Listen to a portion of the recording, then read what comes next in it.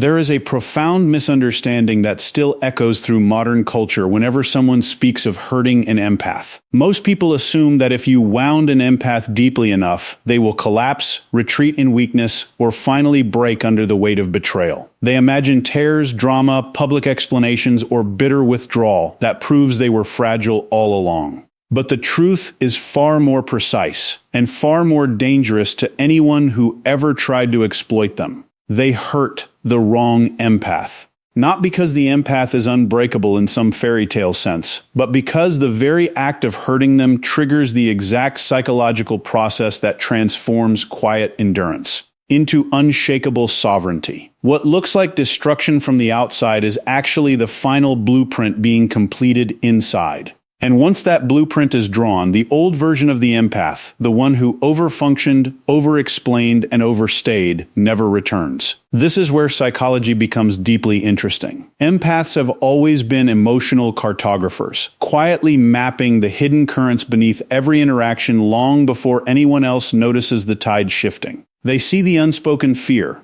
the masked insecurity, the quiet manipulation, the deliberate inconsistency. For years, they used that map to navigate toward connection. They adjusted, they translated, they softened. They carried emotional weight that was never theirs. They gave second chances, third chances, and silent fourth chances while telling themselves that understanding was more important than self-protection. Until one day the map revealed a truth they could no longer ignore. Some territories were never meant to be entered. Some people were never going to honor the depth they were offered.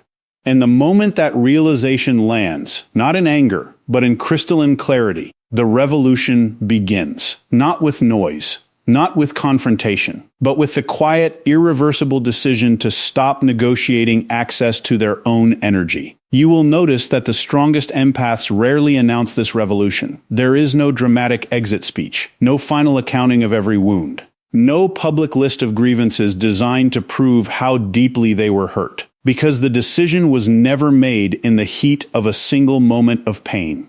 It was made across hundreds of invisible micro-moments where their nervous system registered the same pattern again and again until the pattern itself became the answer. Once that answer settles, the silence that follows is not empty. It is the sound of someone who has finally stopped asking the wrong questions and started building the right architecture. And this is the critical distinction most people miss when they believe they have successfully hurt an empath. The hurt does not destroy them. The hurt completes them. It finishes the internal architecture that turns raw sensitivity into refined power. It transforms the very qualities that once made them vulnerable, their depth, their patience, their capacity for understanding, into the very qualities that now make them untouchable. Here is where the process begins to unfold in layers most outsiders never see. The first layer is the silent accumulation most people never witness. Empaths do not react the way the world expects when they are wounded. They do not immediately retaliate. They do not mirror cruelty with cruelty. Instead, they analyze, they rationalize, they search for context.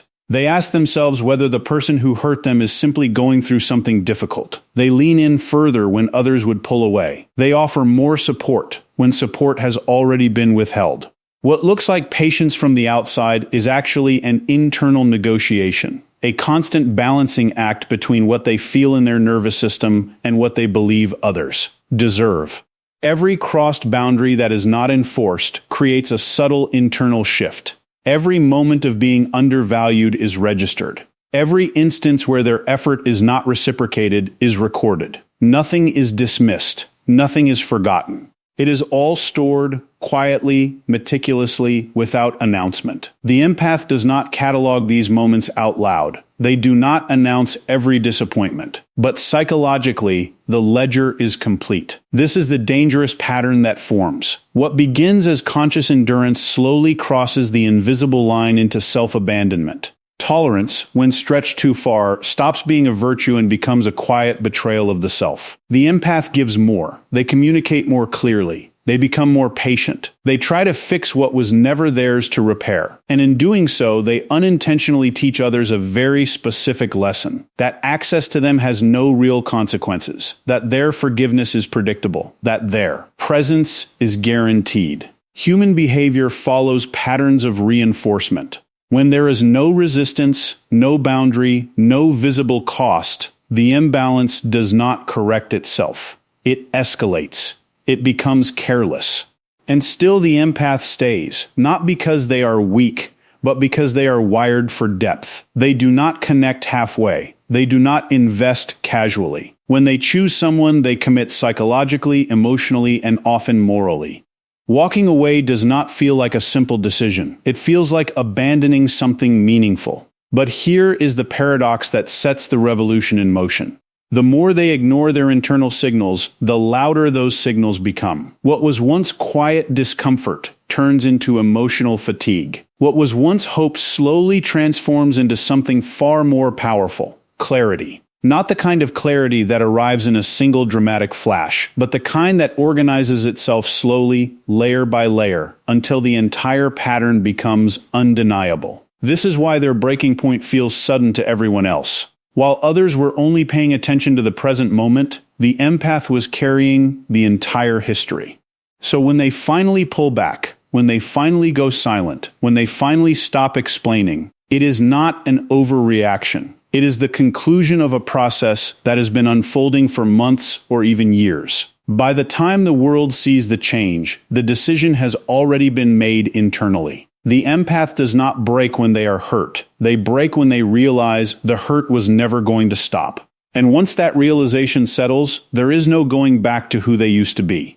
Now we enter the second layer, the awakening moment of clarity that changes everything. This moment rarely looks dramatic from the outside. It does not come with a warning. It does not always arrive during conflict. In fact, it often happens in silence during an ordinary interaction when something internal finally aligns in a way that cannot be reversed.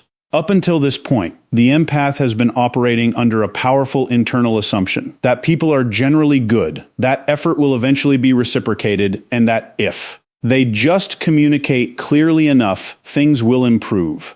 This belief system is rooted in their very nature. They do not want to see people as disposable. They do not want to reduce relationships to transactions. So they give meaning to behavior that objectively does not deserve it. They reinterpret inconsistency as complexity. They label emotional neglect as stress. They frame distance as temporary. But the human mind has a threshold for contradiction. You can only hold so many opposing realities before something has to resolve. For the empath, that resolution does not come through argument. It comes through perception. There is a shift where they stop asking, "Why is this happening?" and start asking the far more dangerous question, "Why am I still explaining this to myself?" That single question is the beginning of the awakening. Because once an empath begins to observe without justifying, the emotional fog starts to clear. Patterns that were once emotionally softened become structurally visible. The inconsistency is no longer random. It is consistent. The effort imbalance is no longer accidental. It is repeated. The emotional confusion they once felt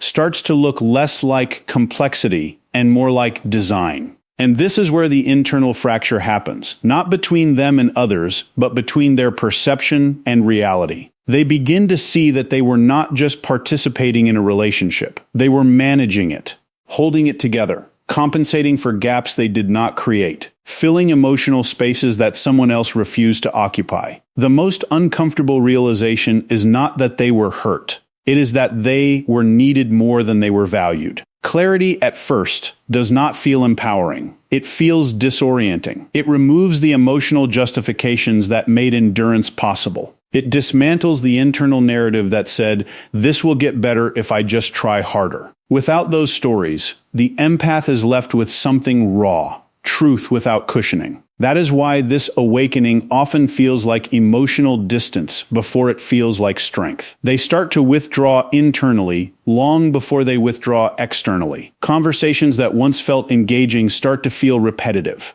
Effort that once felt meaningful starts to feel one-sided. The emotional urgency they used to feel begins to disappear. But what is really happening is not detachment from others. It is reconnection with internal perception. For the first time, they are no longer reacting to potential. They are responding to reality. And reality has a very different emotional weight. Here we reach the third layer, the moment emotional detachment becomes structured silence and silent power. Most people misread this detachment completely. They assume something has gone wrong. They think the empath has become cold, distant, or emotionally unavailable in a negative sense. But what is actually happening is far more precise. It is not emotional shutdown. It is emotional reorganization.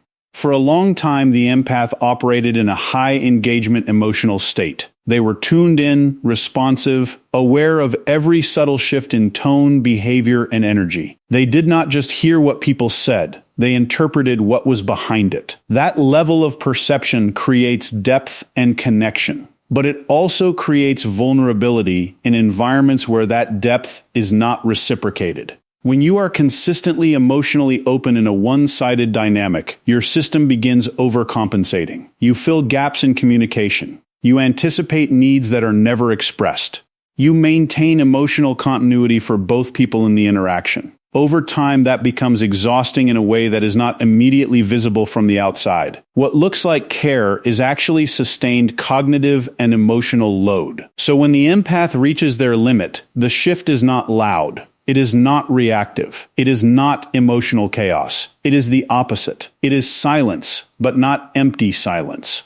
It is structured silence, conscious silence. The kind of silence that comes from a mind that has already processed more than it is willing to continue expressing. This is where people become confused. They are used to the version of the empath who explains, who clarifies, who softens tension, who tries to repair misunderstandings before they escalate. That version is relationally active. But once detachment begins, that entire behavioral system goes offline. Not because the empath is no longer capable of empathy, but because empathy is no longer being offered without structure. Emotional detachment in an empath is not the absence of feeling. It is the removal of automatic emotional access. It is the shift from open-loop emotional processing to closed-loop evaluation. In simple terms, they stop reacting in real time to emotional stimuli that previously pulled them into over-involvement. And when that happens, something very noticeable emerges: calmness.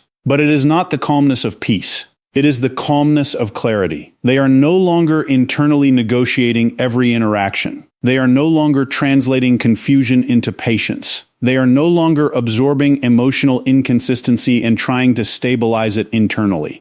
That work stops. And when that internal work stops, their external presence changes dramatically. They become more deliberate with their words. They no longer rush to fill silence. They no longer over-explain their boundaries. They no longer feel compelled to rescue conversations from discomfort.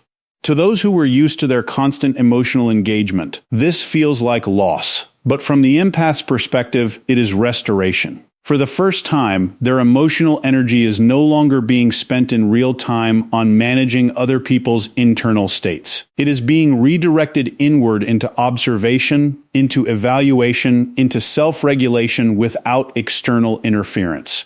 Here is what most people miss. Detachment is not withdrawal from connection. It is withdrawal from imbalance. An empath does not stop caring. They stop overcorrecting for emotional irresponsibility in others. They stop translating inconsistency into potential. They stop confusing intensity with intimacy. And once that stops, relationships that depended on emotional overfunctioning begin to destabilize.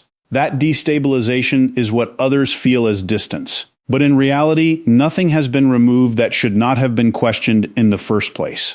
What has changed is that the empath is no longer compensating for emotional gaps that were never theirs to fill. This is where emotional power begins to emerge. Not in dominance, not in control, but in restraint. Because restraint is what most people cannot sustain when they are emotionally triggered. They react, they pursue, they explain, they attempt to fix.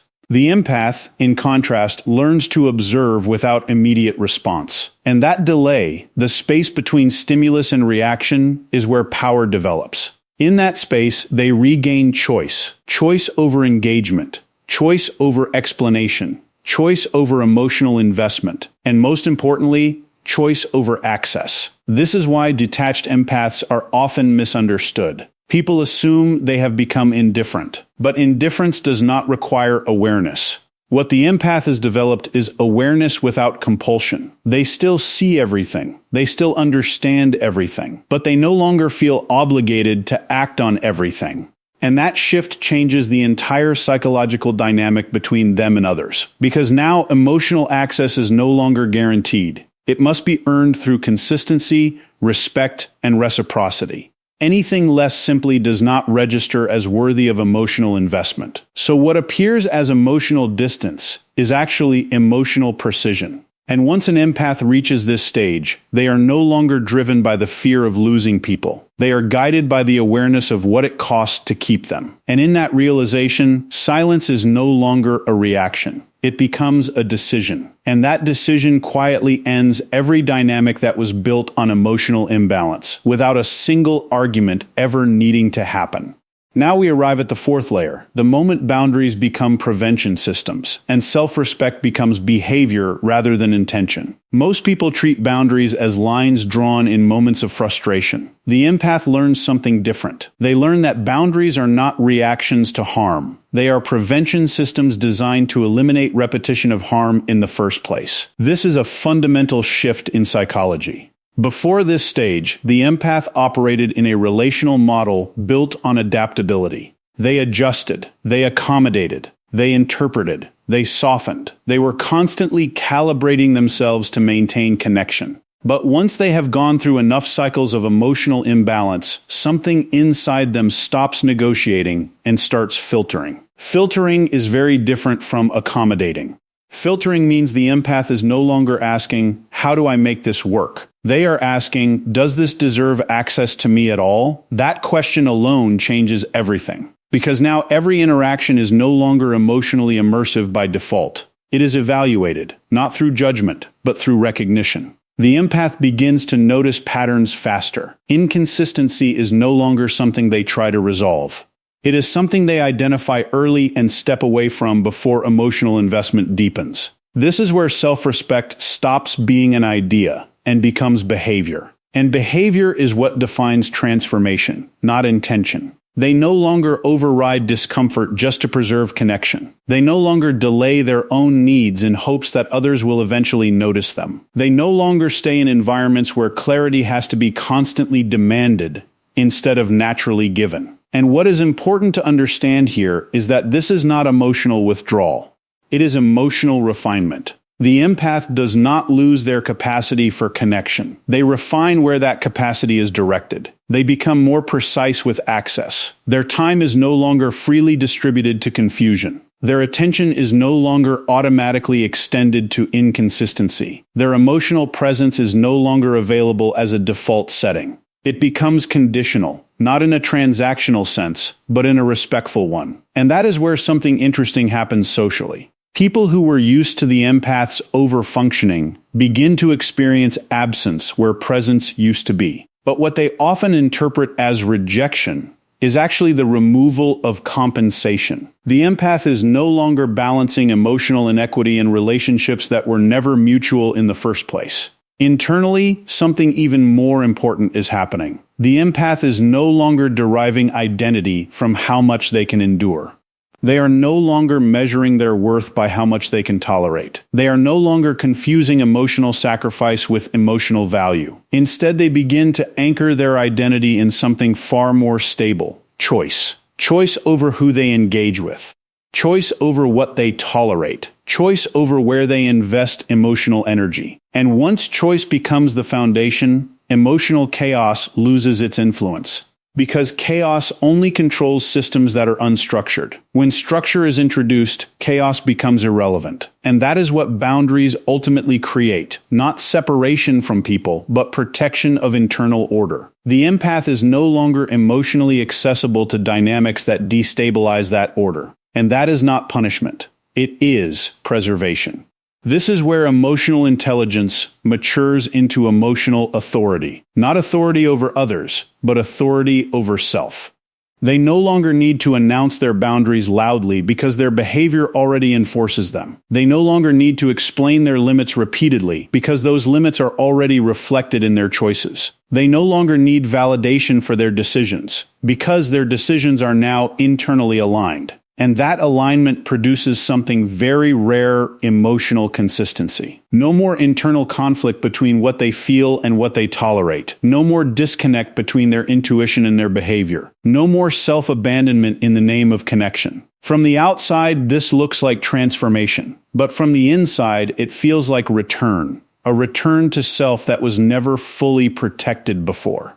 Finally, we reach the deepest layer. The reason they hurt the wrong empath. When people say they broke the empath, what they fail to understand is that breaking was never the final state. It was the transition point. What emerged afterward was not damage. It was definition. A clearer sense of who they are, what they will allow, and what they will never repeat again. And once that clarity is established, the empath does not go back to the version of themselves that confused endurance with love. Because they have learned something irreversible. Not everyone deserves access to your depth. Not everyone is capable of honoring the territory you are willing to share. And once that truth becomes embodied, the way they move through the world changes forever. Not louder, not colder, but unmistakably wiser. They become the quiet revolution that no one sees coming. They become the presence that no longer needs to prove itself.